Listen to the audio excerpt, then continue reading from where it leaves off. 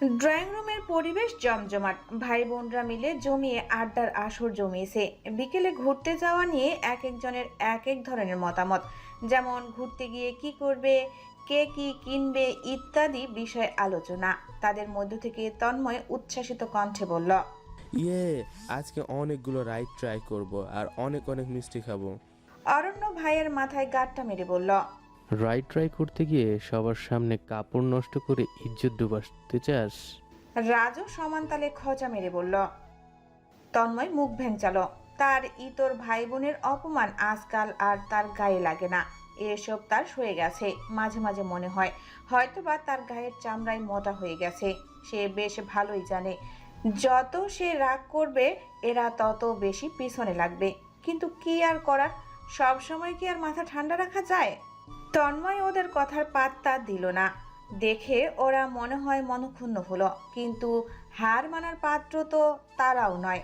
অরণ্য আর রাজ একে অপরের দিকে তাকিয়ে ভ্রু নাচালো। পরপর অরণ্য রাজকে কিছু একটা ইশারা করলো। রাজও চোখের ইশারায় বুঝালো ঠিক আছে। রাজ আফসোসের সুরে বলল, ঠিক বলেছিস ভাই।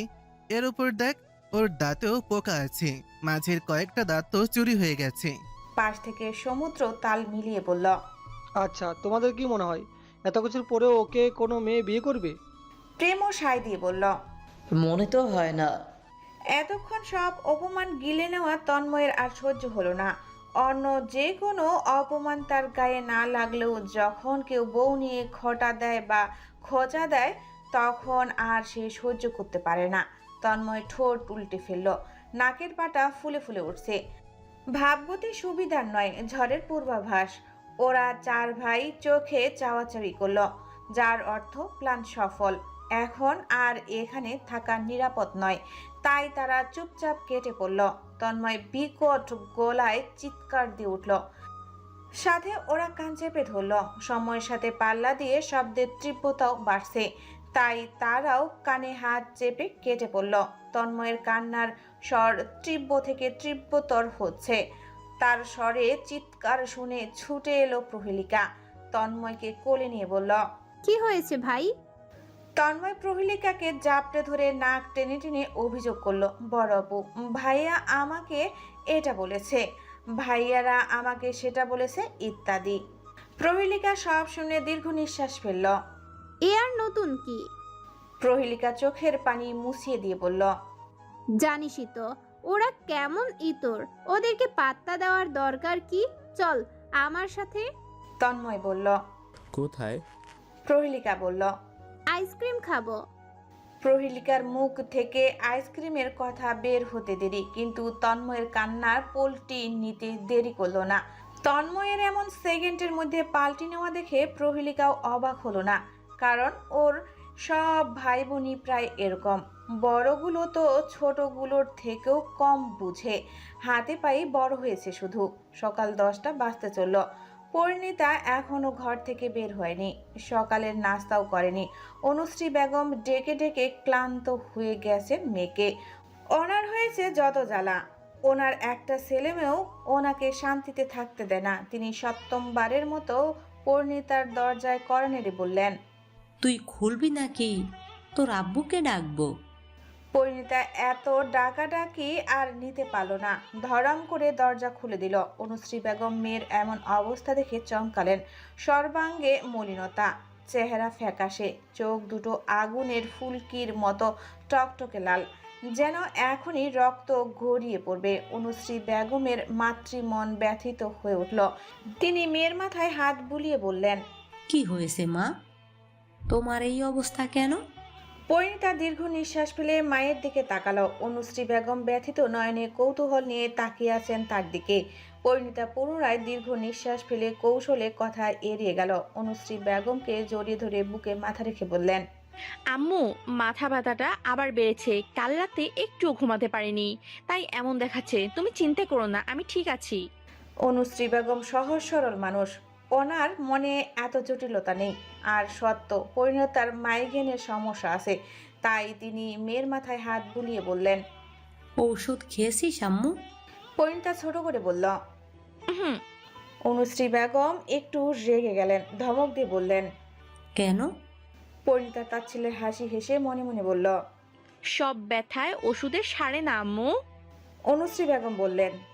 তাড়াতাড়ি ফ্রেশ হও, আমি তোমাকে খাইয়ে ওষুধ খাইয়ে দেব। পরিণীতা একটু অধৈর্য হয়ে বলল। আম্মু, তুমি খাবারটা ঘরে পাঠিয়ে দাও, আমি খেয়ে ওষুধ খেয়ে নিব। মেয়ের কথা শুনলেন না অনুশ্রী বেগম, তিনি বললেন। চুপচাপ ফ্রেশ হয়ে নাও, আমি খাবার নিয়ে আসছি। পরিণীতার চোখ মুখ অন্ধকার করে ফেলল। কিছুতেই এই খাবার এখন তার গলা দিয়ে নামবে না, কিন্তু আম্মুকে বেশি কিছু বলাও যাবে না, নইলে উনি সন্দেহ করতে পারেন। অনুশ্রী বেগম খাবার আনতে চলে গেলেন। পরিণীতার ড্রেসিং টেবিলের আয়নার সামনে গিয়ে দাঁড়ালো। নিজের প্রতিবিম্বর দিকে দৃষ্টি পড়তেই দৃষ্টি স্থির হয়ে গেল। নিজেকে দেখে থমকালো সে।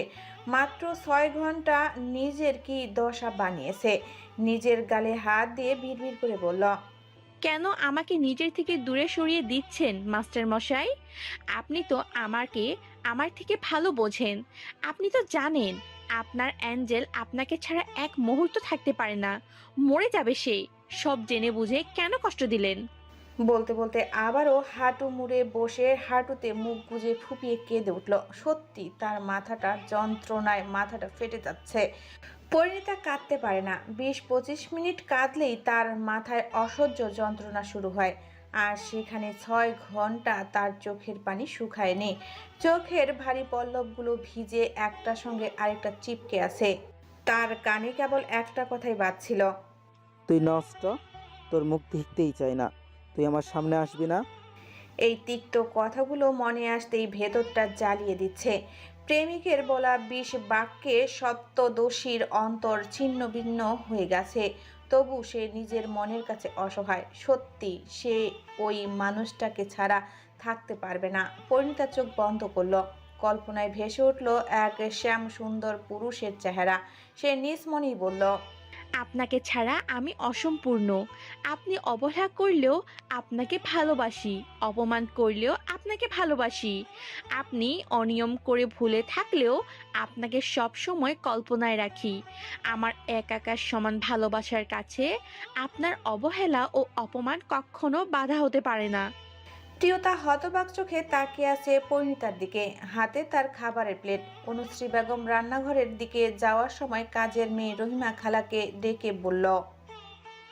অনুশ্রী বেগম স্বামীর আদেশ শুনে ঘরের দিকে পা বাড়ালেন। সিঁড়িতে পা রাখতেই তিনি প্রিয়তাকে দেখতে পেয়ে বললেন। ছোট আম্মু, তোমার পরিয়াপুর জন্য তাড়াতাড়ি খাবার নিয়ে যাও। প্রিয়তা একটা প্রশ্নও করার সময় পেল না। অনুশ্রী বেগম নিজের ঘরে ঢুকে গেলেন। অগত্যা প্রিয়তা রুটি আর আলু ভাজি নিয়ে পরিণীতার ঘরের বাইরে দাঁড়িয়ে দরজায় হাত রাখতেই দরজা খুলে গেল। প্রিয়তা নির্দ্বিধায় ঘরে প্রবেশ করে সামনের উক্ত দৃশ্য দেখে হতবাক দৃষ্টিতে চেয়ে রইল পরিণীতার কন্দনরত লাল মুখশ্রীর দিকে। খাবারের প্লেটটা সেন্টার টেবিলের উপরে রেখে সে ছুটে গেল পরিণীতার কাছে। পরিণীতার মাথায় হাত দিয়ে বলল। কি হয়েছে তোর আপু? পরিণীতার চোখ তুলে অশ্রুসিক্ত নয়নে ছোট বোনকে দেখল। প্রিয়তা প্রশ্নবোধক চোখে চেয়ে আছে তার দিকে। পরিণীতা প্রিয়তার প্রশ্নবোধক চাহনিকে সম্পূর্ণ উপেক্ষা করে পুনরায় নতুন উদ্যমে কেঁদে উঠল। পরিণীতার যতই নরম মনের মেয়ে হোক না কেন, সে প্রিয়তার মতো নিজের অনুভূতিগুলোকে প্রদর্শন করাতে পারে না। সবার সামনে সে অনেকটাই চাপা স্বভাবের। তার সমস্ত কোমলতা, শিশুসুলভ আচরণ ও তার অনুভূতি বহিঃপ্রকাশ সবটাই তার মাস্টারমশাইয়ের কাছে। অন্যদের চোখে পরিণীতা খুবই ভদ্র, মার্জিত, শান্ত স্বভাবের মেয়ে। পরিস্থিতি বুঝে চলে। অনুভূতি লুকিয়ে রাখার প্রতিভা শুধু পরিণীতার নয়, বরং প্রিয়তা ছাড়া পুরো শিকদার বংশের সবারই কম বেশি রয়েছে। তারা প্রচণ্ড ব্যক্তিত্ববান, কারো কাছে নিজের অনুভূতি প্রকাশ করতে স্বচ্ছন্দ বোধ করে না। তবে শিকদারদের সকল বৈশিষ্ট্যের ঊর্ধ্বে রয়েছে তাদের প্রচণ্ড পরিমাণ ভালোবাসার ক্ষমতা। তারা সকল বিষয়ে কুটিলতায় আশ্রয় নিলেও ভালোবাসায় একদম নির্মল। তারা কাউকে সহজে ভালোবাসে না, আর ভালোবাসলে তার জন্য সকল সীমা অতিক্রম করতে প্রস্তুত। প্রাণ দেওয়া থেকে শুরু করে প্রাণ নেওয়া কিছুতেই দ্বিধাবোধ করে না। এক কথায় ভালোবাসা নিয়ে যদি কোনো কথা হয়, তবে সেটাকে শিকদাররা 10-এর মধ্যে 100 দেবে। পরিণীতা দেখল প্রিয়তা তার দিকে অদ্ভুত দৃষ্টিতে চেয়ে আছে। পরিণীতা বড় বড় কয়েকটা নিঃশ্বাস নিল, নিজেকে সামলানোর চেষ্টা করলো। বা হাতের তালুতে নিজের চোখের পানি মুছে স্বাভাবিক ভঙ্গিতে প্রিয়তাকে উদ্দেশ্য করে বলল, তুই বস, আমি ফ্রেশ হয়ে আসি। বলেই তড়িৎ গতিতে উঠে দাঁড়ালো। প্রিয়তাকে প্রশ্ন করার সুযোগ না দিয়ে ওয়াশরুমে ঢুকে পড়ল। প্রিয়তা এমন অদ্ভুত ব্যবহারে তাজ্জব বনে গেল। এমন আচরণে সে বিস্মিত, হতবম্ব। প্রিয়তা মনে মনে বলল, এই তো কিছুক্ষণ আগেই কেঁদে কেটে সাগর বানিয়ে ফেলেছিল, তাহলে 1 সেকেন্ডের মধ্যে বদলে গেল কি করে? প্রিয়তা হয়তো বুঝলো না পরিণীতা প্রণয়ের বোন। সেই প্রণয় যে বছরের পর বছর নিজের আকাশসম অনিয়ন্ত্রিত আসক্তি নিজের ভেতর চেপে রেখেছে, ঝড়ের পর ঝড় নিজের বুক পেতে সহ্য করে নিচ্ছে। সেখানে প্রিয়তার এই ব্যবহার খুবই স্বাভাবিক। মিনিট 10 পর ওয়াশরুম থেকে বের হলো পরিণীতা। প্রিয়তা দেখলো মেয়েটা একেবারে গোসল সেরে বেরিয়েছে। প্রিয়তাকে এখনো হাঁ করে তাকিয়ে থাকতে দেখে পরিণীতা একদম আগের মতোই স্বাভাবিক কণ্ঠে বলল, কি হলো, এমন হা করে তাকিয়েছিস কেন? মুখে মাছি ঢুকে পড়বে, হা বন্ধ কর। বলে ড্রেসিং টেবিলের সামনে বসলো। চুল থেকে তোয়ালে সরাতেই কোমর অবধি ঘন কালো দীঘল কেশ রাশি পিঠের উপর আছড়ে পড়ল। প্রিয়তা বিস্ময় কাটিয়ে উঠতে পারছিল না। মনে মনে নিজেকে প্রশ্ন করল, আমি পাগল নাকি আপু পাগল হয়ে গেছে কে জানে বাবা। পরিণীতা হেয়ার ড্রায়ার দিয়ে চুল শুকাতে শুকাতে বলল, কি রে বোন, এভাবে আর কতক্ষণ চোখ দিয়ে গিলে খাবি? এখন তো আমার নজর লেগে যাবে। প্রিয়তা হেবিজিবি ভাবনায় এক পাশে সরিয়ে রেখে পরিণীতার পাশে গিয়ে বসে বলল। তুমি ঠিক আছো আপু? পরিণীতা চুলে হেয়ার ড্রায়ার চালাতে চালাতে বলল, কেন, আমাকে দেখে কি তোর অসুস্থ মনে হচ্ছে? প্রিয়তা কথা না বাড়িয়ে পাল্টা প্রশ্ন করল। কাঁদছিলে কেন আপু? পরিণীতা স্বাভাবিক কণ্ঠে বলল, মাথা ব্যথা করছিল, তুই তো জানিসই মাঝে মাঝে এমন হয়। প্রিয়তা অনুশ্রী বেগমের মতোই সহজ সরল মনের, কিন্তু এই কথা তার বিশ্বাস হলো না। পরিণীতা বুঝতে পারল প্রিয়তা তাকে সন্দেহ করছে। প্রিয়তার দিকে চেয়ে চাপা নিঃশ্বাস ফেলল। কান্না হজম করে রাখতে তার ভীষণ কষ্ট হচ্ছে। প্রিয়তা বলল, বড়ম্মু তোমার জন্য খাবার পাঠিয়েছেন আপু। পরিণীতা ধীর স্বরে বলল, ঠিক আছে, খাবো। কোমর অবধি সিল্কি চুলগুলো শুকিয়ে নিয়ে হাত দিয়ে পেঁচিয়ে খপা করে নিল। প্রিয়তা আবার কিছু বলতে যাবে, ঠিক তখনই তরি ছুটে এসে বলল, আপু, তোমাদের বান্ধবীরা এসেছে। পরিণীতা ভ্রু কুঁচকে বলল, কেন? প্রিয়তা বলল, নিচে আসো, জানতেই পারবে। বলে তরির হাত ধরে ছুটে বেরিয়ে গেল। পরিণীতা ওদের প্রস্থানের পানে চেয়ে রইল কিছুক্ষণ। এতক্ষণ চেপে রাখা ছাই চাপা জ্বলন্ত কয়লাগুলো বুকের ভেতর পুনরায় জ্বলে উঠল। নিঃশব্দে চোখের কার্নিশ বেয়ে গড়িয়ে পড়ল কয়েক ফোঁটা উষ্ণ তরল। ডান হাতের তালু দিয়ে চোখ মুছে পরিণীতা আয়নার দিকে তাকালো। গাঢ় বাদামি বর্ণের চোখে হালকা করে কাজল দিল। লাল চোখে কালো কাজল কেমন অদ্ভুত ভয়ঙ্কর সুন্দর লাগছে। কপালে একটা ছোট কালো রঙের টিপ পড়ল। ওড়নাটা গলায় দিয়ে ধীরে ধীরে ঘর থেকে বেরিয়ে গেল। শিকদার বাড়ির ড্রয়িং রুমে গোল হয়ে বসে আছে কুহু, চিত্রা, ইনায়া আর পূর্ণতা। পূর্ণতা বসতে বসতে বিরক্ত হয়ে গেল। বিরক্তিতে সে চ আকৃতির শব্দ উচ্চারণ করে উঠে দাঁড়ালো। মনে মনে পরিণীতার গোষ্ঠী উদ্ধার করতে করতে পরিণীতার ঘরের দিকে পা বাড়ালো। কি আশ্চর্য, না শিকদার বাড়িতে দাঁড়িয়েই শিকদারদের গোষ্ঠী উদ্ধার করছে। সে মনে মনে ফুঁসতে ফুঁসতে ৩য় তলার সিঁড়িতে পা রাখতেই কারো বলিষ্ঠ বুকের সাথে ধারাম করে বাড়ি খেল। ব্যথায় আর বিরক্তিতে চোখ মুখ কুঁচকালো। এ বাড়িতে আসলেই সে কারো না কারোর সাথে ধাক্কা খায়। সে না তাকিয়ে ফুঁসে উঠে বলল, কোন খামবাড়ি? আমার মাথা ফাটিয়ে দিলি, কানা নাকি আজও? রাজবুকে হাত গুজে এক ভ্রু উঁচিয়ে তাকিয়ে আছে সামনে সপ্তদশী রমণীর পানে। সে মনে মনে বলল, ঝগড়াটে মেয়ে মানুষ এত সুন্দর হবে কেন? আশ্চর্য। সামনে দাঁড়ানো মেয়েটার ফর্সা মুখ রাগে লাল হয়ে আছে। এটা দেখে রাজের মনে হলো লাল টুকটুকে পাকা স্ট্রবেরি ঝুলছে। সে মনে মনে খান 10 ক্রাশ খেয়ে বসলো। পূর্ণতা অপর পাশ থেকে কোনো উত্তর না পেয়ে বিরক্ত চোখের সামনে তাকালো। দেখলো রাজবুকে হাত গুজে ভ্রু কুচকে তাকিয়ে আছে। পূর্ণতার রাগ দ্বিগুণ বাড়ল। এই লোকটা পৃথা আপুর বিয়ের দিন থেকে তার পিছনে পড়ে আছে। আজ তো একে উচিত শিক্ষা দিতেই হবে। পূর্ণতাও একই ভঙ্গিতে বুকে হাত গুজে এক ভ্রু তুলে বলল, আমি তো জানতাম আপনি কানা, এখন তো দেখছি বৌমাও। রাজ মাসি তাড়ানোর মতো ভঙ্গি করল, কিন্তু জবাব দিল না। এতে পূর্ণতা অপমানিত বোধ করল, বিধায় সে আরো বেশি রেগে গেল। সে রাজের একদম কাছে চলে এসে চিবিয়ে চিবিয়ে বলল, আপনি একটা হাড় বচ্চাত লোক। আমার পেছনে পড়ে থাকা ছাড়া আপনার আর কোনো কাজ নেই। আপনার বোন যেমন তার ছিঁড়া, আপনিও তেমন তার ছিঁড়া, প্লা প্লা প্লা। এত ঝাড়ি শুনে রাজ মোটেও বিচলিত হলো না, বরং ঠোঁট কামড়ে হেসে শান্ত গলায় বলল, ভাই, এনি চান্স তুমি কি আমাকে ঝগড়াতে ইনভাইট করছো? তবে শুনে রাখো, মেয়েদের ঝগড়া করা যায়, হয়তো জেতাও যায়, কিন্তু এমন সুন্দরী নাগিনের সঙ্গে ঝগড়া করা রিস্ক। এই রাজন্য শিকদার রাজ কিছুতেই তা মেনে নেবে না। বলা যায় না কখন আবার বিষ দাঁত বসিয়ে দেয়। রাজের এমন খজা মারা কথায় পূর্ণতার রাগের আগুনে এক চামচ ঘিয়ের কাজ করল। পূর্ণতার নিজের রাগটা কোনোভাবে গিলে নিয়ে রাজের দিকে তাকিয়ে ঠোঁট কামড়ে হাসল। রাজ ভ্রু কুঁচকাল। পূর্ণতা এক পা করে রাজের একদম কাছে, খুব কাছে চলে এলো। পূর্ণতাকে এত কাছে দেখে রাজের হৃৎপিণ্ড ধুকভুক করতে শুরু করলো। সে ভাবল, এটা স্বাভাবিক না, এটা নিশ্চিত কোনো স্কাম। সে নিজেকে বুঝ দিল। রাজ, বি স্ট্রং, কিছুতেই দুর্বল হওয়া যাবে না। এই চিন্তা করতে করতেই হঠাৎ উফ! পূর্ণতা বাঁকা হেসে বলল, নাগিন যেহেতু বলেছ, ছবল তো খেতেই হবে। রাজ নিজের পা ধরে নিচে বসে পড়ল। পরিণীতা উপর থেকে নামছিল। ভাইকে পা ধরে বসে থাকতে দেখে এক প্রকার দৌড়ে নেমে এলো। ভাইয়ের পাশে বসে উৎকণ্ঠিত গলায় বলল, কি হয়েছে দাদান? পায়ে ব্যথা পেয়েছো কিভাবে? রাজ কোনো রকমে হাসার চেষ্টা করে বলল, একটু ব্যথা পাইনি বোন। বলতে বলতে পূর্ণতার দিকে চোখ সরু করে তাকালো, যার অর্থ এক মেঘে বর্ষাকাল যায় না, আমারও সময় আসবে, তখন শুধু আসলে ফিরিয়ে দেব।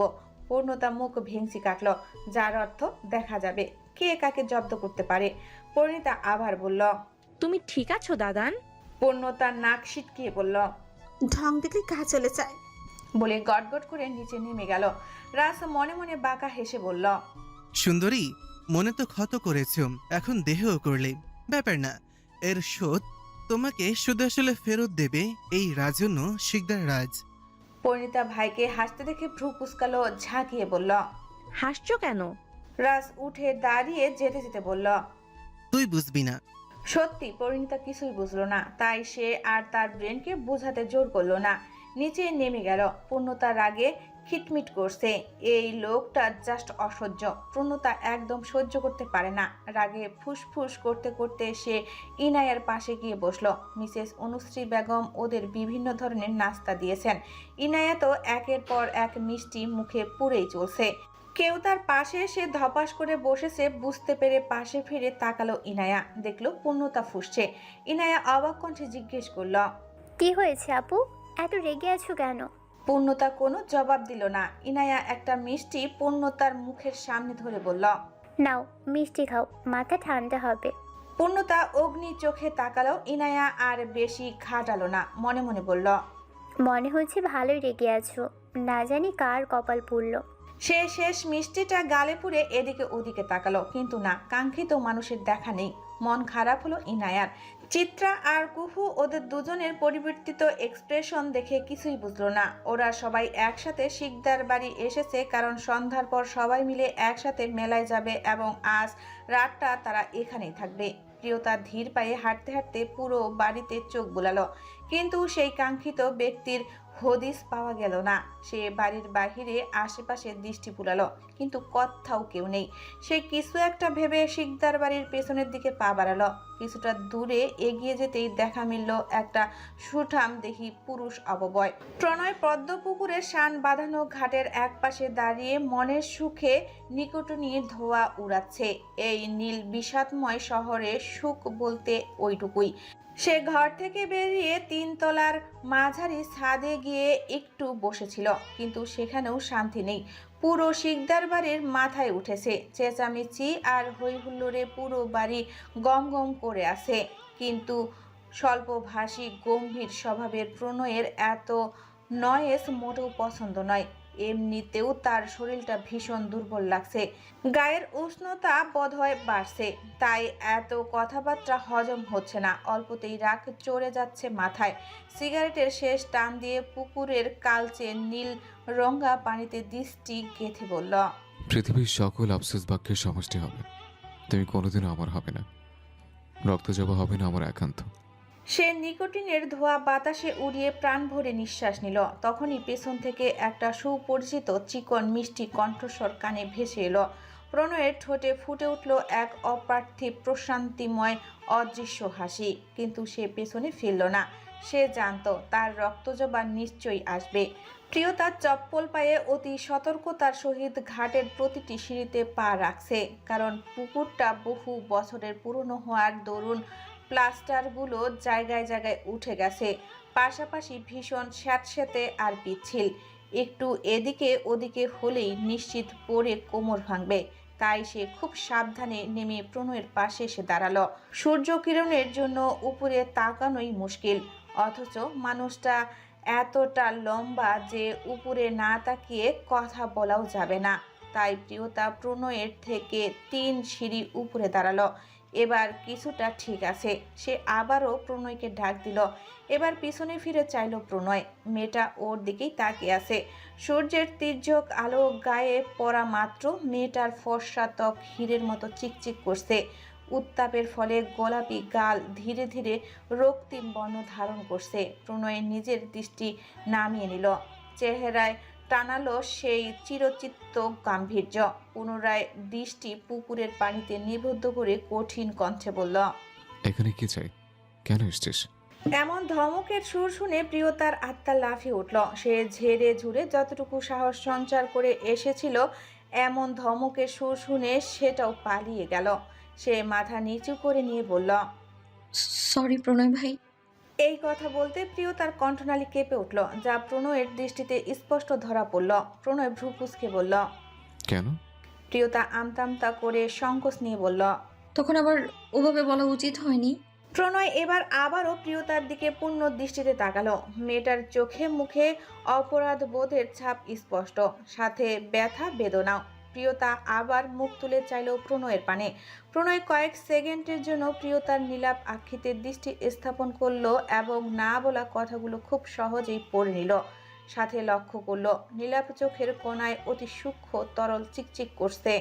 প্রণয় চোখ সরিয়ে নিল, মনে মনে মৃদু হাসল, কিন্তু একই ভঙ্গিতে কণ্ঠে তিক্ততা মিশিয়ে বলল, আমার কি হলো? আমি খেলাম কি না খেলাম, মরলাম কি বাঁচলাম, তাতে তোর কি? তোকে বলেছিলাম তুই পারবি না, তাই না করে দিয়েছিস, সিম্পল। আর তাছাড়া এই প্রণয় শিকদার কারো দেওয়ার পাত্র নয়।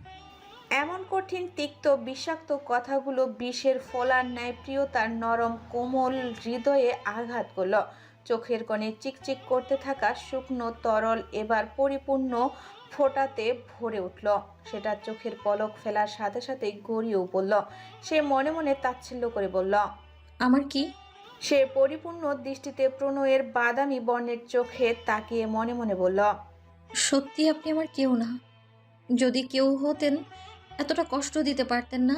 আপনি তো আমার চোখ দেখেই সব বুঝে যান, অথচ আমার মনের অনুভূতি বোঝেন না। এটা আমাকে বিশ্বাস করতে হবে? আমাকে বলার তিক্ত বাক্যের বিরোধিতা করার মতো কোনো ভাষাই নেই আমার। যেসব জেনে বুঝে না বোঝার ভান করে তাকে আর কি বোঝাবো আমি? আপনি আমাকে দেখিয়েছেন ভালোবাসা আসলে কতটা বিষাক্ত অনুভূতি। পৃথিবীর সমস্ত কষ্টের ঔষধ রয়েছে, কিন্তু এই অদৃশ্য যন্ত্রণার কোনো ঔষধ নেই। যেটা আছে সেটাও এক নিষিদ্ধ পুরুষ, যার পক্ষে 5টা মিনিট মাথা রেখে মনের ক্ষত নিরাময় করাও সম্ভব নয়। বরং সেই পুরুষের সংস্পর্শে এলে ক্ষতের পরিধি আরও বাড়বে বই কমবে না। প্রণয় প্রিয়তার চোখের দিকে তাকিয়েছিল, তাই প্রিয়তার সকল কথাই সে শুনতে পেল। সেও মনে মনে বলল, আমি একা কেন যন্ত্রণায় বিস্মান করব? তুমিও করো। আমি যেমন যে ওষুধ থাকে সত্যিও নিতে পারবো না, তুমিও পারবে না। ভালোবাসার ভাগ নেবে আর যন্ত্রণার ভাগ নেবে না, তা কি করে হয়? এর হৃদয় নিংড়নে ভালোবাসার সবটুকু যেমন তোমার, তেমনি হৃদয়ে থাকা যন্ত্রণার বিষয় তোমাকে প্রভাবিত করবে রক্তচাপা। প্রণয় কোনো কথা না বলে প্রিয়তাকে 2 হাতে তুলে নিজের সিঁড়িতে নিয়ে এলো। প্রিয়তা গভীর ভাবনায় বিভোর ছিল, বিধায় এমন আচমকা আকাশে তুলে দেওয়ার চমকালেও ভয় পেল না। কারণ ওই হাত দুটো তার অত্যন্ত বিশ্বস্ত। প্রিয়তার সামনে থাকা মানুষটার দিকে অবাক নয়নে তাকালো। প্রণয়ের মুখে কোনো প্রতিক্রিয়া নেই। সে প্রিয়তার অবাক দৃষ্টি সম্পূর্ণ উপেক্ষা করে তাকে ঘুরিয়ে দিল। সামনে পড়ে থাকা চুলগুলো কানের পিঠে গুজে দিয়ে হাঁটু সমান লম্বা চুলগুলো একত্রে নিজের হাতে পেঁচাতে শুরু করলো। প্রিয়তা বিস্ময়ে হতবাক, কিংকর্তব্য বিমূঢ়। কি হচ্ছে না হচ্ছে সেটা মাথার উপর দিয়ে যাচ্ছে। প্রণয় কোনো প্রতিক্রিয়া ছাড়াই পিঠের উপর থেকে চুল সরাতেই ফর্সা পিঠের কিছুটা দৃশ্য হলো। রোদের আলো পড়ার সাথে সাথেই জায়গাটা চকচক করে উঠল। প্রণয়ের হাত সহসা থেমে গেল, দৃষ্টি স্থির হয়ে গেল। ওই ফর্সা পিঠ যেন তাকে টানছে, কেমন ঘোর লেগে আসছে, হাত পা শিরশির করছে। শরীরে শিরায় শিরায় ধাবিত হচ্ছে টেস্টোস্টেরন হরমোন, আর তার সাথে আরও সেই পরিচিত মাদকীয় সুগন্ধটা ছুটে আসছে। এই একটি মাত্র নারী যার প্রতি প্রণয় তীব্র থেকে তীব্র শারীরিক ও মানসিক আকর্ষণ অনুভব করে, যার আশেপাশে থাকলে নিজের উপর নিয়ন্ত্রণ রাখা দায় হয়ে পড়ে। এই মেয়েটি ক্ষুদ্র থেকে ক্ষুদ্রতম জিনিসও তাকে চুম্বকের মতো আকর্ষিত করে। প্রিয়তার পায়ের নখ থেকে মাথার চুল পর্যন্ত পুরোটাই প্রণয়ের নখদর্পণে নিজের হাতে লালন পালন করা এই এক সুবিধা। প্রণয়ের কণ্ঠনালী শুকিয়ে কাঠ হয়ে গেল। সে কয়েকটা শুকনো ঢোক গিলল। ওই খোলা পিঠের ফর্সা ত্বক যেন প্রণয়ের শিরা উপশিরায় উত্তেজনা ছড়িয়ে দিচ্ছে। প্রণয় চোখ বন্ধ করে নিল, বড় করে নিঃশ্বাস নিল, তারপর ফটাফট চুলগুলো খপা করে সাদা ওড়নাটা মাথায় পরিয়ে দিল। প্রিয়তা অবাক দৃষ্টিতে চেয়ে আছে। প্রণয় ভাই কি তার যত্ন নিল? প্রিয়তা কিছু বোঝার আগেই প্রণয় আবার রাম ধমক দিয়ে বলল, তোকে আর কতবার বারণ করতে হবে যে ভর দুপুরে চুল খুলে পুকুর পাড়ে আসবে না? ধমক খেয়ে প্রিয়তার শরীর ঈষৎ কেঁপে উঠল, কিন্তু ধমক খেয়ে মনের ভেতরে উড়ে গেল এক ঝাঁক রঙিন প্রজাপতি। আজ কতগুলো দিন পর প্রণয় ভাই আবার তীব্র অধিকার বোধ নিয়ে তাকে শাসন করলো। না হয় সে অন্য কাউকেই ভালোবাসে, কিন্তু আগে যেমন তার সকল বিষয়ে খেয়াল রাখতো, এখনো কি পারে না? প্রিয়তার মন তাচ্ছিল হেসে বলল, আগের মতো আচরণ করলে তুই নিজেকে সামলাতে পারবি তো? এখন তো বিষ খেয়ে বিষ হজম করছিস, তখন পারবি তো? মনের যুক্তি শুনে প্রিয়তা চুপসে গেল। প্রণয় পুনরায় ধমক দিয়ে বলল, বাড়ি যা। প্রিয়তা ছটফটিয়ে উঠল। সে যেটা করতে এসেছিল সেটা তো করা হলো না। প্রিয়তা এখনো নড়ছে না দেখে প্রণয় বলল, রক্ত যাবা? বেয়াদবি আমার মোটেও পছন্দ নয়, বাড়ি যা। প্রিয়তা এবার মন ঝেড়ে ঝুড়ে একটুখানি সাহস সঞ্চার করে বলল, আপনি সকাল থেকে কিছু খাননি, খাবেন না প্রণয় ভাই? প্রণয় কাট কাট গলায় বলল, না। প্রিয়তার ইচ্ছে হলো অনেক কিছু বলার, কিন্তু সাহসে কুলালো না। তবে সেও হার মানবে না। প্রণয়কে অবাক করে দিয়ে সে দৌড় দিল বাড়ির দিকে। প্রণয় প্রিয়তার যাওয়ার পানে তাকে চাপা নিঃশ্বাস ত্যাগ করলো। তবে অনেকক্ষণ থেকে সে একটা বিষয় উপলব্ধি করেছে, খালি মনে হচ্ছে কেউ তাকে দেখছে। এই যে এখনো তার ষষ্ঠ ইন্দ্রিয় জানান দিচ্ছে যে এখনো কেউ তাকিয়ে আছে। প্রণয়ের ভ্রুযুগল আপনা আপনি কুঞ্চিত হয়ে গেল। সে সতর্ক দৃষ্টিতে চারপাশে নজর বুলালো, কিন্তু চারদিক একদম স্বাভাবিক, কোথাও কেউ নেই। সে মাথাটা ঘুরিয়ে নিচ্ছিল, কিন্তু হঠাৎ পুকুরের শেষ প্রান্তের ঝোপে নজর আটকালো।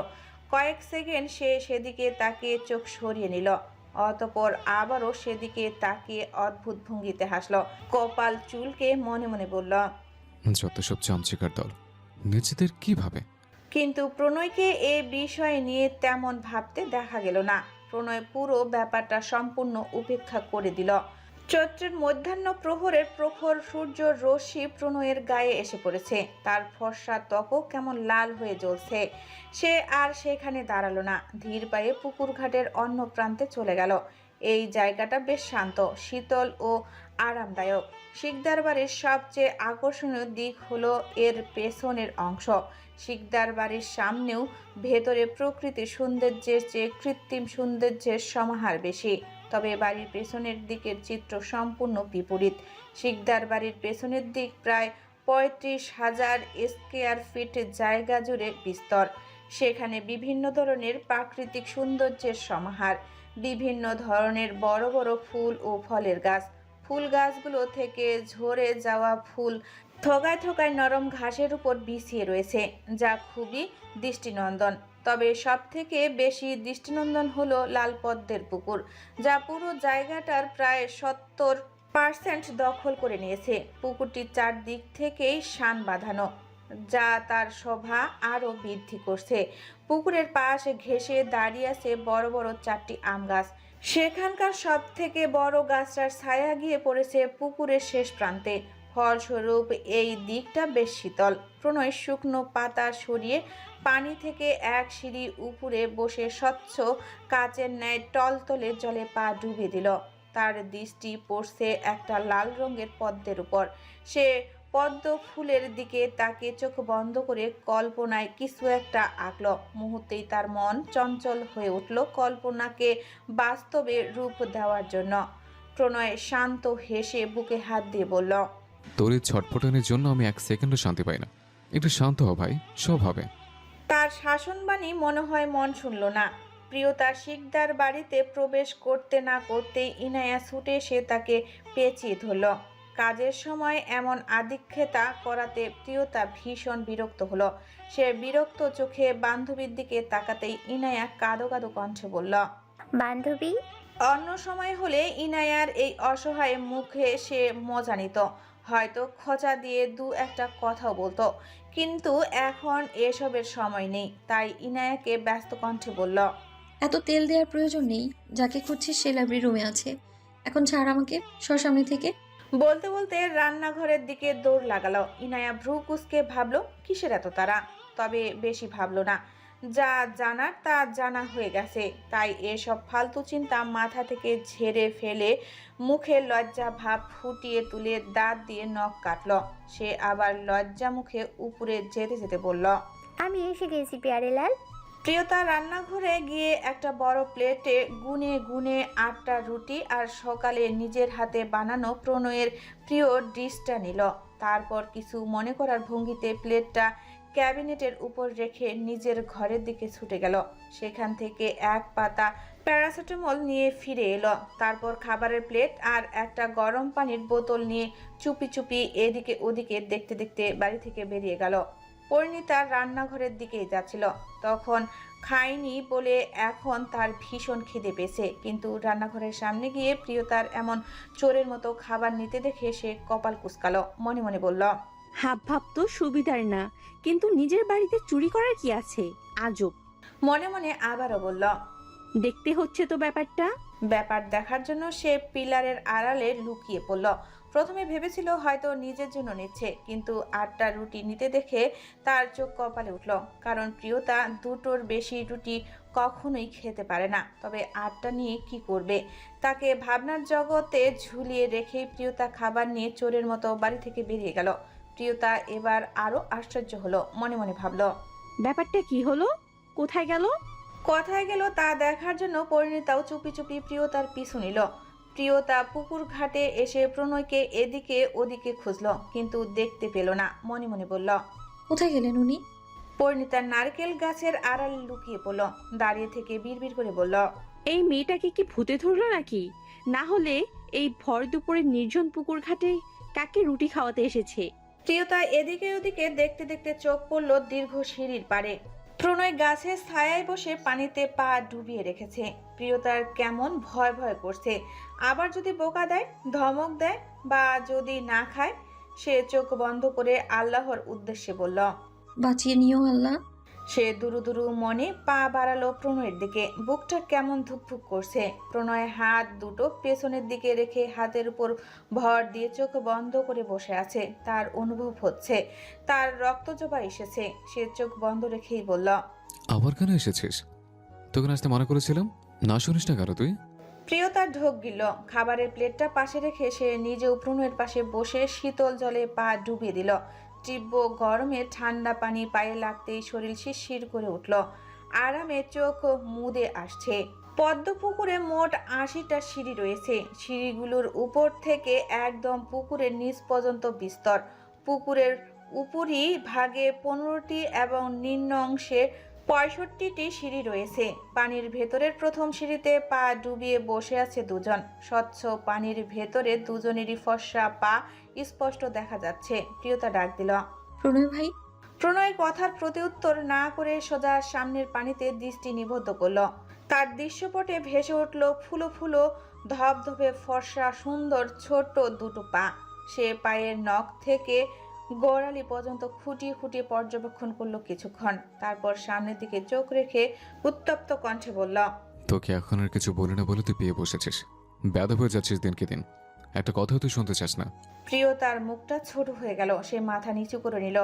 যেটার ভয় পাচ্ছিল সেটাই হলো। প্রিয়তা আমতা আমতা করে বলল, এটাই শেষবার। প্রণয় কপাল কুঁচকে মাথা ঘুরিয়ে প্রিয়তার মুখের দিকে তাকালো। ভারী পুরুষালী কণ্ঠে শুধালো, কি শেষবার? প্রিয়তা পুনরায় থেমে থেমে বলল, বেয়াদবি। প্রণয় বলল, তাহলে স্বীকার করে নিচ্ছিস তুই বেয়াদব? প্রিয়তার ভাবনায় পড়ে গেল। সত্যি তো, সে পরোক্ষভাবে স্বীকার করে নিয়েছে যে সে বেয়াদব। প্রণয় কপাল কুঁচকে তাকিয়েছে ওর দিকে। প্রিয়তা তাড়াহুড়া করে বলল, না না। প্রণয় মনে মনে হেসে বলল, পাগলি। তারপর সে আবার সামনের সেই পদ্মফুলের দিকে চোখ রাখলো। প্রিয়তা পুনরায় ডাক দিল, প্রণয় ভাই। প্রণয় সামনের দিকেই তাকে শান্ত গলায় উত্তর দিল। সে ভয়ে ভয়ে কাপা কণ্ঠে জিজ্ঞেস করল, আপনি এখনো রেগে আছেন? প্রণয় এক বাক্য জবাব দিল না। প্রিয়তা পুনরায় বলল, আমি জানি আপনি রেগে আছেন। প্রণয় আগের মতোই বলল, যেহেতু জানিস তাহলে জিজ্ঞেস করছিস কেন? প্রিয়তা কষ্ট পেল। কাপা কণ্ঠে বলল, কি করলে আপনার মাথা ঠান্ডা হবে? আমার উপর রেগে থাকবেন না প্লিজ, বলুন। প্রণয় কিছু বলল না। প্রিয়তা প্রণয়ের দিকে তাকিয়ে বলল, প্লিজ খেয়ে নিন। আমি সরি বলেছি তো, পুরো 20 ঘন্টা হলো আপনি কিছু খাননি। প্রণয়ে মাথা ঘুরিয়ে সোজা ওর নীল চোখের দিকে তাকালো। প্রেয়সীর দৃষ্টিতে অসহায়ত্ব। নীল রঙের ডাগর ডাগর চোখ দুটো ওর দিকেই তাকিয়ে আছে আকুতি নিয়ে। ওই নীলচে চোখের ধারালো চাহনি প্রণয়ের রুহু অবধি কাঁপিয়ে তুলছে। সে অবাক হওয়ার ভান ধরে নাটকীয় ভঙ্গিতে বলল, বাবা তুই এটার হিসাব রেখেছিস? প্রিয়তা এহেন কথায় লজ্জা পেয়ে গেল। ধরা পড়ে যাওয়া চোরের মতো দৃষ্টি লুকানোয় ব্যর্থ চেষ্টা করল। প্রণয় প্রিয়তার লজ্জা পাওয়া দেখে ঠোঁট কামড়ে হাসলো। পুনরায় বলল, যখন মুড ছিল তখন খেতে চেয়েছিলাম, এখন আর মুড নেই তাই খাবো না। তাই বলছি শুধু শুধু কানের কাছে খ্যান খ্যান করবি না। প্রিয়তা মন খারাপ করে বলল, সরি বলেছি তো প্লিজ। প্রণয় এসব অনুনয় বিনিময়ে কান দিল না। তার একটাই কথা, খাবে না মানে খাবেই না। প্রিয়তা দেখল প্রণয় তার কোনো কথাই কানে তুলছে না। তার মন আরো খারাপ হয়ে গেল। কিছুক্ষণ চুপ থাকার পর কিছু একটা ভেবে তার ঠোঁটে দুষ্টু হাসি ফুটে উঠল। সে পাশে রাখা খাবারের প্লেটটা তুলে নিয়ে ভালো করে বসলো। গরুর মাংসের কালা ভুনা দিয়ে রুটি ছিঁড়ে নিজের মুখে পুরে দিল। 2 বাইট খেয়ে জোরে জোরে নিজেই তারিফ করে বলল, আমি তো বিশ্ববিখ্যাত রাঁধুনি হওয়ার যোগ্যতা রাখি। কি ভালো রেঁধেছি আমি। বলতে বলতে টপ করে আরেকটা বাইট মুখে পুরল। কেউ না খেলে না খাক, আমি একাই খাবো। কি সুন্দর খোলামেলা পরিবেশ, কেমন পিকনিক পিকনিক ফিল হচ্ছে। প্রিয়তা আর কোনো দিকে না থেকে পটাপট রুটি ছিঁড়ে মুখে পড়ছে। প্রণয় মুগ্ধ চোখে নিজের রমণীটিকে দেখে চলছে। তার বক্ষে বয়ে চলছে প্রশান্তিময় শীতল বাতাস। প্রিয়তার খাবার খেতেই তার অর্ধেক খিদে মরে গেল। মন তৃপ্ত হয়ে গেল। কিন্তু কেউ তার সামনে বসে তার পছন্দের গরুর মাংসের কালা ভুনা খাবে, সেটা সে কি আর হজম হয়? বেশিক্ষণ আর সে ধৈর্য ধরে রাখতে পারল না। এমন লোভনীয় খাবার দেখে তার পেটেও গুড়গুড় করে উঠল। প্রিয়তা আর চোখে প্রণয়ের দিকে তাকাচ্ছে, কিন্তু প্রণয় ওর দিকেই তাকিয়ে আছে। ব্যাপারটা বুঝতে পেরে প্রিয়তা আরেকটু তারিফ করে বলল, কি ভালো, আহা। বলে সে আবার একটা বাইট মুখে দিতে যাবে, তার আগেই প্রণয় তার হাত টেনে ধরে খাবারটা নিজের মুখে পুরে নিল। প্রিয়তা মিষ্টি হাসল। প্রণয়ের দিকে মায়াভরা দৃষ্টিতে তাকিয়ে মনে মনে বলল, তুমি কি শুধু আমায় চেনো, আমি চিনি না?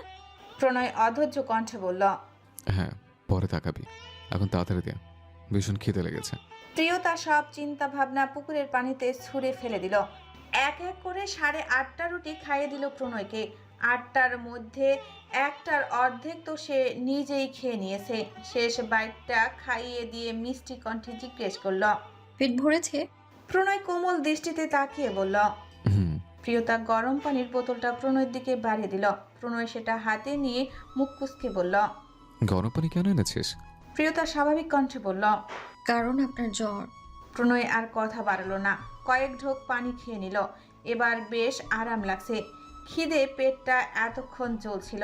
কে জানি বলেছিল খদার রাজ্য পূর্ণিমার চাঁদ যেন ঝলসানো রুটি, একদমই সত্যি কথা বলেছিল।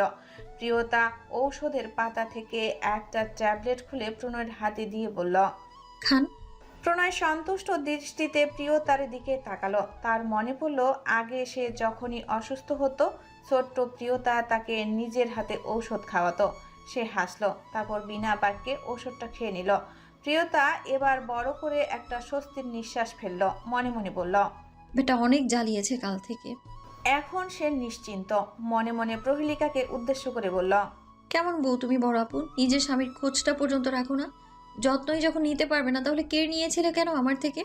সে আবার প্রণয়ের দিকে মায়াভরা নজরে তাকালো। প্রণয়ও একই সময় প্রিয়তার দিকে তাকালো। প্রিয়তার সুশ্রী মুখের দিকে দৃষ্টি রেখে মনে মনে বলল, কেন আমার এত কাছে আসো প্রিয়তমা? কেন আমাকে প্রতিনিয়ত তোমার প্রতি আরো দুর্বল করে দিচ্ছ? যদি আমার দুর্বল হওয়ার আর কিছু বাকি নেই, তবুও সূর্যের সীমা এখনো ভাঙেনি। কিন্তু তুমি এইভাবে আমার যত্ন নিলে সেটা খুব তাড়াতাড়ি ভেঙে যাবে, তখন সর্বনাশ নেমে আসবে। তাই বলছি, আমার এত কাছে এসো না। আমি ছুঁয়ে দিলে তুমি পড়ে যাবে, আর ছুঁতে না পারলে আমি মরে যাব। একেমন যন্ত্রণা প্রিয়তমা। দূরে দাঁড়িয়ে এ সকল কাহিনী দেখলো দুইজন পুকুরের ওই পারে ঝোপের আড়াল থেকে আর একজন আম গাছের আড়াল থেকে। পরিণীতা হা করে সামনের সমস্ত দৃশ্য দেখছিল। আম গাছের আড়াল থেকে বেরিয়ে এসে বাগানের পাতা সাদা চেয়ারে ধপ করে বসে পড়ল সে। পরিণীতার মাথা ঘুরছে। সে তার বোনের ভবিষ্যৎ নিয়ে দুশ্চিন্তায় পড়ে গেছে। সে জানতো প্রিয়তা ওর ভাইকে ভালোবাসে, তাই বলে এতটা একজন বিবাহিত পুরুষকে সত্যি কি এতটা ভালোবাসা যায়? উত্তরটা পরিণীতার মন থেকে আসলো। বিয়ে শাদী এগুলো তো লোক দেখানো নিয়ম।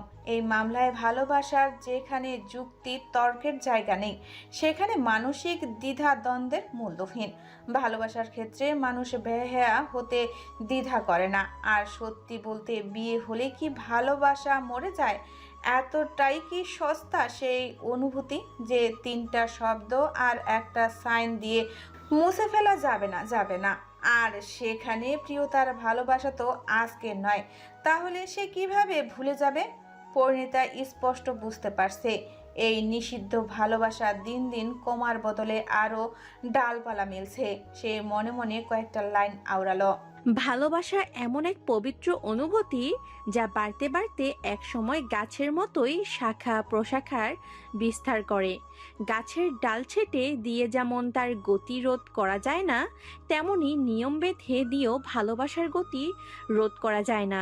ভালোবাসা হলো ফুলের মতন, অল্প আঘাতেই তার সৌন্দর্য মলিন হয়, কিন্তু হারিয়ে যায় না। ভালোবাসা কোনো নিয়ম বা শর্তাধীন নয়, তা মুক্ত বিহঙ্গের মতনই ডানা মেলে উড়তে চায়। কিন্তু যতই ভালোবাসা থাকুক, পরিণীতা প্রিয়তাকে প্রণয়ের ভালোবাসার চাদর থেকে দূরে রাখতে চায়। কারণ এই ভালোবাসা প্রিয়তার জন্য মোটেও সুখকর নয়। সে নিষিদ্ধ আসক্তি থেকে সে কষ্ট ছাড়া আর কিছুই পাবে না। একটা সময় আসবে যখন আর সে এই তীব্র পীড়া সহ্য করতে পারবে না। এসব ভেবেই পরিণীতা ভীষণ চিন্তিত হয়ে পড়ল। সে আক্ষেপে সুরে বলল, কেন বুঝতে চেষ্টা করিস না বোন? বড় দাদান বড় আপুর তোর নয়। আমি জানি বোন, বড় দাদানের থেকে তুই দূরে থাকতে পারিস না। আমি যখনই নিজেকে তোর জায়গায় রেখে ভাবতে যাই, নিঃশ্বাস নিতে পারি না, দম বন্ধ লাগে। বড় দাদান, আমি স্পষ্ট বুঝতে পারি বড় দাদানও তোকে ভালোবাসে। আমার মায়ের পেটের ভাই, সে তার অনুভূতি কিছুটা হলেও বুঝি। কিন্তু প্রশ্ন হলো, যেহেতু ভালো তোকে বাসেই, তাহলে কেন বা বড় আপুকে বিয়ে করলো? কেন? দাদান তো বলেছিল সে বড় আপুকে ভালোবাসে। কেউ তো তাকে বিয়ে করতে জোর করেনি। আসলে এই সব কিছুর জন্য মূল অপরাধী কে, সেটাই বুঝতে পারছি না। যত দিন যাচ্ছে পুরো ব্যাপারটা ততই গুলিয়ে যাচ্ছে। ওহ, এত কি ভাবছো ফুলপুরি? পরিণীতা গভীর চিন্তা ভাবনায় মগ্ন ছিল। হঠাৎ কারো কণ্ঠস্বর কানে আসতে ভূত দেখার মতো চমকে উঠল পরিণীতা। চকিতে পাশে ফিরে তাকালো। সাদাব গালে হাত রেখে ভ্রু কুঁচকে ওর দিকেই তাকিয়ে আছে। পরিণীতার এমন প্রতিক্রিয়া দেখে সাদাব একটু অবাক হলো, ভ্রু নাচিয়ে বলল, কি এমন ভাবছিলে ফুলপুরি যে কথা শুনেই লাফিয়ে উঠলে? পরিণীতা নিজেকে সামলে নিল, স্বাভাবিক হওয়ার চেষ্টা করলো। কথা এড়িয়ে গিয়ে বোকা হেসে বলল, ভাইয়া আপনি কখন এলেন? সাদাব ভাবুক কণ্ঠে বলল, যখন তুমি ইহজগৎ ছেড়ে বাপনার জগতে পাড়ি জমিয়েছিলে তখন। পরিণীতা একটু আশ্চর্য হলো, সত্যি কি ও এতটাই ভাবনায় বিভোর ছিল? সাদাব ডাকলো, ফুলপুরি। পরিণীতা প্রত্যুত্তর করল, হুম। সাদাব পরিণীতার মলিন শুকনো মুখের দিকে কিছুক্ষণ মনোযোগী দৃষ্টিতে চেয়ে রইল। তারপর কপালে ভাঁজ ফেলে সন্ধিহান কণ্ঠে বলে উঠল, কি ব্যাপার ফুলপুরি, তোমার কি মন খারাপ? তুমি কি কেঁদেছিলে? পরিণীতা চমকে উঠল, নজর লুকানোর বৃথার চেষ্টা করলো। হঠাৎ পরিণীতার ঘাবড়ে যাওয়া দেখে সাদাবের কপালে ভাঁজ আরেকটু প্রসারিত হলো। পরিণীতা হাসার চেষ্টা করে বলল, কি? না না না তো। সাদাবের সন্দেহ আরো গাঢ় হলো, মনে মনে বলল, মিথ্যা বলছো কেন ফুলপুরি? কি এমন হয়েছে তোমার? পরিণীতার মলিন মুখটা দেখে সাদাবের বুকের নরম মাংসপিণ্ডে হালকা ব্যথা হলো। সাদাবের খুব ইচ্ছে হলো মেয়েটার হাত দুটো মুঠোয় নিয়ে কপালে চুমু খেয়ে জিজ্ঞেস করতে, কি হয়েছে ফুলপুরি? তুমি কেন কষ্ট পাচ্ছ বলো আমায়। আমি আমার সর্বোচ্চটা দিয়ে তোমাকে ভালো রাখার চেষ্টা করব, আই প্রমিস। তুমি শুধু একবার আমাকে বলো। পরিণীতা চুপ করে বসে আছে আর সাদাব গালে হাত দিয়ে নিষ্পলক চোখে পরিণীতার মায়াময় মুখের দিকে চেয়ে আছে। এই কাজে যেন সে কোনোদিনই বিরক্ত বোধ করবে না। পরিণীতা মনে মনে হালকা বিরক্ত হলো। এইভাবে আর কতক্ষণ বসে থাকা যায়? বেচারি উঠেও যেতে পারছে না। গুরুজন হঠাৎ উঠে গেলে বেয়াদবি হয়ে যাবে। সাদাব পরিণীতার দিকে চেয়ে দুষ্টু হেসে বলল, শর্তের কথা মনে আছে ফুলপুরি? পরিণীতা চোখ তুলে তাকালো। সে তো এই লোকের শর্তের কথা ভুলে গিয়েছিল। পরিণীতা মাথা নিচু করে স্বীকারোক্তি জানালো। সাদাব মিষ্টি হেসে বলল, আজ শর্ত পূরণের দিন। পরিণীতা মনে মনে একটু ভয় পেয়ে গেল, না জানি কি করতে বলবে, কিন্তু যেহেতু কথা দিয়ে ফেলেছে কি আর করার। পরিণীতা জিজ্ঞেস করলো, কি করতে হবে আমাকে? সাদাব পরিণীতার দিকে তাকে ঠোঁট কামড়ে হাসলো। পর মুহূর্তে মুখ সিরিয়াস বানিয়ে ফেললো। সিরিয়াস গলায় বলল, ভয় পাচ্ছ? পরিণীতা এবার আরো একটু ভয় পেল, কিন্তু কণ্ঠে অহংকার বজায় রেখে বলল, আমি শিকদার বংশের মেয়ে, ভয় পাওয়া আমার ধাঁচে নেই। হ্যাঁ। সাদাবের বেশ মজা লাগলো। সে পরিণীতার দিকে একটু ঝুঁকে বলল, সত্যি? পরিণীতা মুখটা একটু এগিয়ে এনে একই ভঙ্গিতে বলল, 100%। সাদাব দুষ্টু কণ্ঠে বলল, ওকে, তাহলে আজ বিকাল থেকে রাত পর্যন্ত তুমি আমার।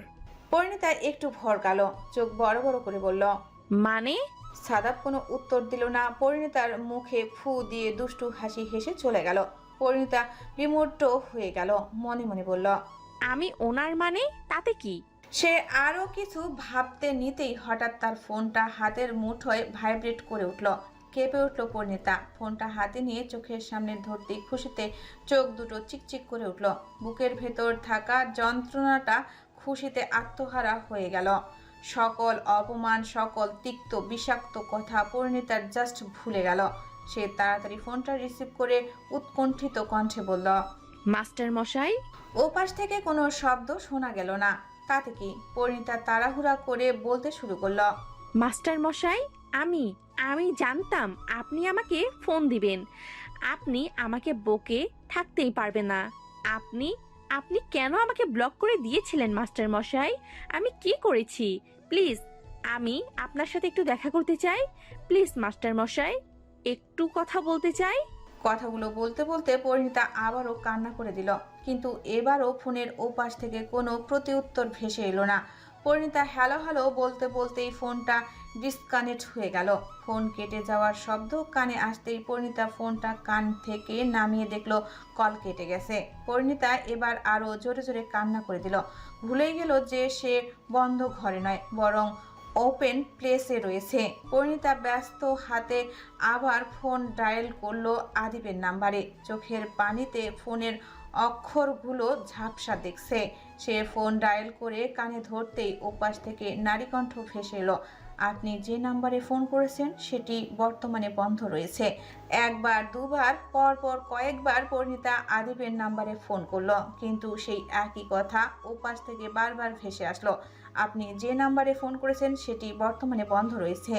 পরিণীতা নিজের চুল টেনে ধরল, ফোনটা ছুঁড়ে মারল দূরে। দু হাতে মুখ ঢেকে হু হু করে কাঁদতে লাগলো মেয়েটা।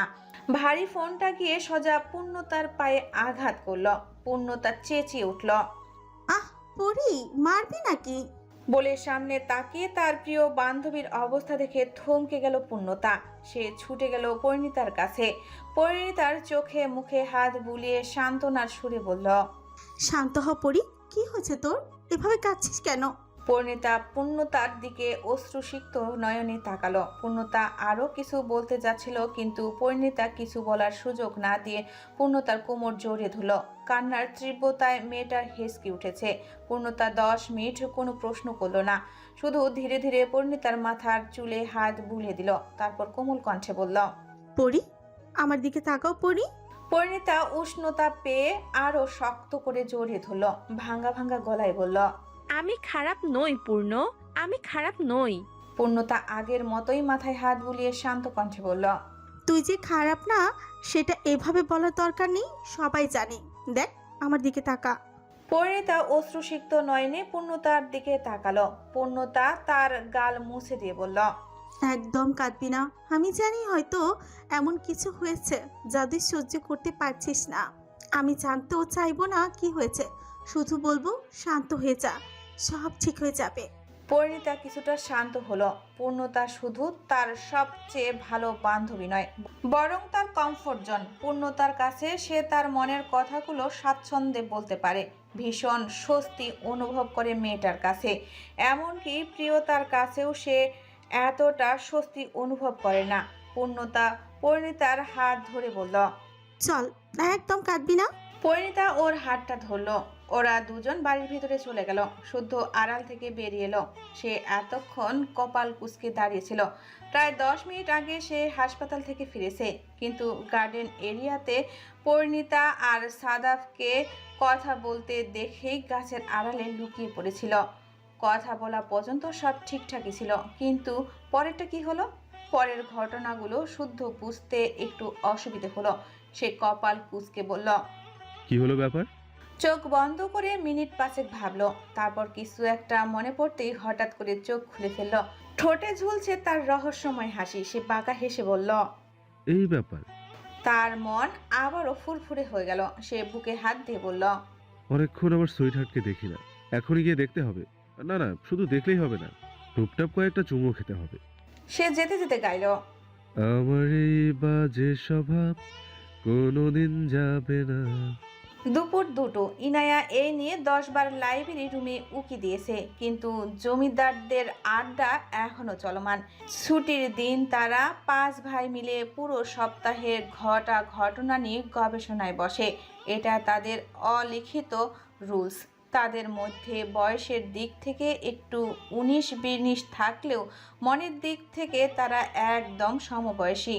তবে 7 ভাইয়ের মধ্যে প্রণয় আর শুদ্ধের সঙ্গে তারা এতটাই সহজ নয়, কারণ প্রণয় ওদের সবার বড় ভাই। ভীষণ শান্ত ও গম্ভীর প্রকৃতির। তারা ছোট থেকেই তাদের বড় দাদাকে খুব সম্মান করে, ভয় পায়। তাই তার সঙ্গে তারা অতটা খোলামেলা নয়। আর শুদ্ধ, সে তো আরও এক কাঠি উপরে। শুদ্ধের সঙ্গে তাদের একদম ফর্মাল সম্পর্ক। ফুফাতো ভাই হলেও তারা শুদ্ধকে খুব একটা ব্যক্তিগতভাবে চেনে না।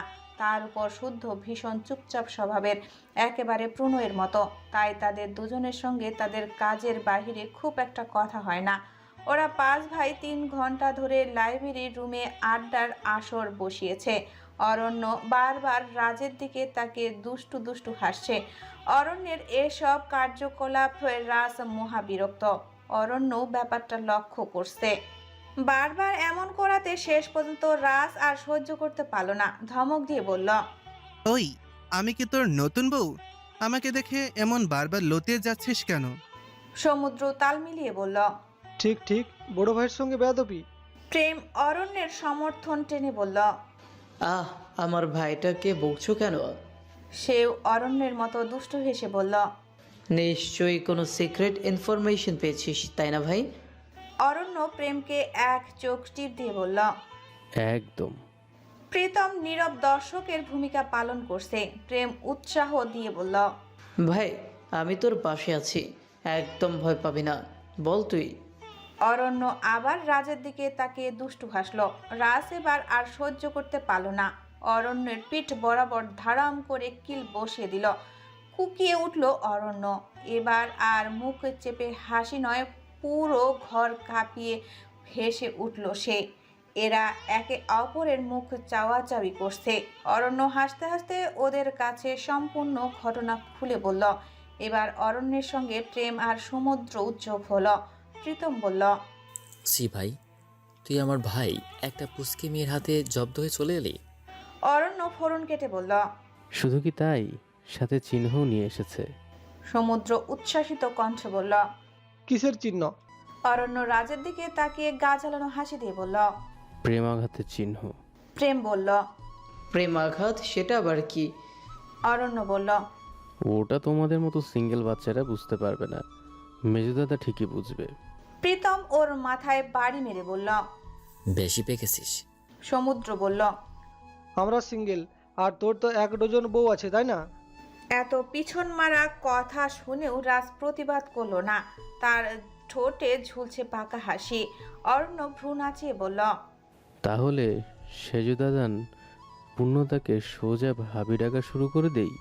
রাজ অরণ্যের মাথায় গাঁটটা দিয়ে বলল, পূর্ণতাকে শুধু ভাবি বল, একদম নাম নিবি না, বড় ভাইয়ের বউ হবে। সমুদ্র চেঁচিয়ে বলল, ওয়াও, প্রথমে মেজো ভাবি আর এবার সেজো ভাবিও পেয়ে গেলাম, এবার 2 ভাই। প্রেমের দিকে তাকে ভ্রু নাচিয়ে বলল, নাও ইও টান। ছোট দাদান, ছোট ভাবি কবে পাবে? প্রেম হাই তুলল। ওদের কথায় পাত্তা দিল না। হঠাৎ কথা বলতে বলতে অরণ্যের নজর পড়ল দরজার দিকে। সঙ্গে সঙ্গেই তার ঠোঁটে পূর্বের ন্যায় দুষ্টু হাসি ফুটে উঠল। এবার সে প্রীতমের দিকে তাকিয়ে মুচকি মুচকি হাসছে। ওর এমন হাব ভাব দেখে বাকি 3 ভাই একটু গুছিয়ে বসলো। ভাবখানা এমন যেন আবার কোনো নতুন সার্কাস দেখার অপেক্ষায় আছে। প্রীতম এমন তাকানো দেখে বিরক্ত হলো। বিরক্ত গলায় বলল, একদম বদমাশি করবি না। অরণ্য ভাব নিয়ে বলল, তোমার জন্য গুড নিউজ আছে। ওরা সবাই উৎসুক দৃষ্টিতে তাকিয়ে আছে। প্রীতম ভ্রু কুঁচকে বলল, কি সুখবর? অরণ্য একটু ভেবে বলল, এভাবে তো বলা যাবে না। প্রীতম বলল, তাহলে কি করতে হবে? অরণ্য বলল, আগে 10,000 টাকা দাও, তারপর খবর। এমন খবর দেব একদম দিল খুশ হয়ে যাবে। প্রীতম বিরক্ত হয়ে বলল, মাথা খারাপ করবি না ভাই, ভালো লাগছে না। অরণ্য বাঁকা হেসে বলল, দরজার বাইরে মেজভাবে দাঁড়িয়ে আছে। প্রীতম তরাত করে চোখ খুলে ফেলল। বিদ্যুৎ গতিতে দরজার দিকে তাকালো। সঙ্গে সঙ্গে কেউ সরে গেল। ওরা 4 ভাই মুচকি মুচকি হাসে। প্রীতমের মুখেও হাসি ফুটে উঠল। সে লাফিয়ে বসা থেকে উঠে পড়ল। ওয়ালেট থেকে ক্রেডিট কার্ডটা অরণ্যের হাতে দিয়ে বলল, এত ভালো খবর দেওয়ার ইনাম আগামীকালকের মধ্যে যত খরচ করতে পারবি সব তোর। বলে চলে গেল। ওরা 4 ভাই প্রীতমের যাওয়ার পানে তাকিয়ে আবার হেসে ফেলল। সমুদ্র বলল, আজকে সিঙ্গেল বলে ভাই ভাবিদের রং ঢং দেখতে হচ্ছে, সময় একদিন আমারও আসবে। প্রেম ব্যঙ্গ করে বলল, তোকে কে পছন্দ করবে? সমুদ্র ভাব নিয়ে বলল, আমাকে তন্ময় পেয়েছো? তন্ময়ের কথা উঠতেই ওদের মুখের ভঙ্গি পাল্টে গেল। ওরা 4 জন একে অপরের মুখ চাওয়াচাওয়ি করল, যার অর্থ আবার মাথায় নতুন কোনো শয়তানি বুদ্ধি উদয় হয়েছে।